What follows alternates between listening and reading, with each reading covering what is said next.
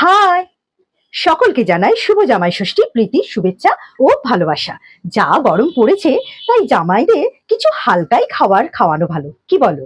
তাই আজ তোমাদের বানিয়ে দেখাচ্ছি বাঙালির অতি পরিচিত কাঁচা লঙ্কা মুরগি। তো চলো যাওয়া যাক। কাঁচা লঙ্কা মুরগির জন্য আমি এখানে 1 কেজি চিকেন নিয়ে নিয়েছি। চিকেনটা আমি এবার ম্যারিনেট করব। 2 চামচের মতো আদা রসুন বাটা এতে দিয়ে দেবো। 2 চামচে লেবুর রস দেবো। লবণ দেবো স্বাদ মতো। সামান্য একটু হলুদ গুঁড়ো দেবো। সবটা ভালোভাবে মাখিয়ে নেব। এটা আমি আধা ঘন্টার জন্য চাপা দিয়ে রেখে দিলাম। এখানে আমি অল্প ধনে পাতা আর 4টে কাঁচা লঙ্কা নিয়ে নিয়েছি। এটা আমি অল্প জল দিয়ে পেস্ট করে নেব। গ্যাসটা জ্বালিয়ে আমি কড়াটা বসিয়ে দিয়েছি। রান্নাটা আমি সর্ষের তেলে করব, তাই সর্ষের তেল দিলাম। তেল আমার গরম হয়ে গেছে। এতে আমি একটা শুকনো লঙ্কা দেবো, 2টো তেজপাতা দেবো, অল্প গোটা জিরে দেবো, একটু ফোড়নটা নাড়াচাড়া করে দেবো। এখানে আমি 2টো মিডিয়াম সাইজের পেঁয়াজ কুচিয়ে দিয়েছি, এটা দিয়ে দেবো। একটু লবণ ছড়িয়ে দেবো। পেঁয়াজটা হালকা লালচে করে ভেজে নেব। পেঁয়াজটা আবার একটু লালচে ভাজা হয়ে গেছে।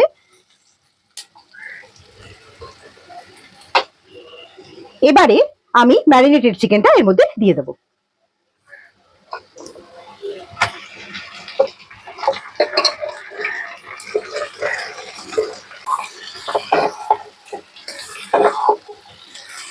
পেঁয়াজের সাথে এই চিকেনটা ভালোভাবে একটু কষিয়ে নেব। খানিকক্ষণ আমার কষানো হয়ে গেছে। এতে অল্প জিরের গুঁড়ো দেবো। কাঁচা লঙ্কা ধনে পাতার যে পেস্টটা করেছিলাম ওটা দিয়ে দেবো। সবটা ভালোভাবে মিশিয়ে নেব। এত সুন্দর একটা গন্ধ বেরিয়েছে, কি বলি তোমাদের। আরো কয়েকটা চেরা কাঁচা লঙ্কা দিয়ে দেবো।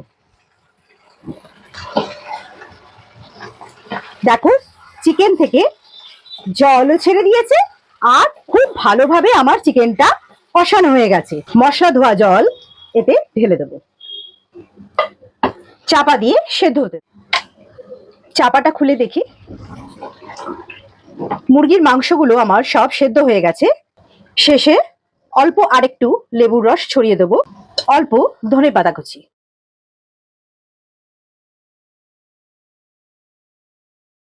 পোলাও কিংবা রাইস, নান কিংবা পরোটা, জামাইদের এই রকম কাঁচা লঙ্কা মুরগি যদি পাতে পড়ে জাস্ট জমে যাবে।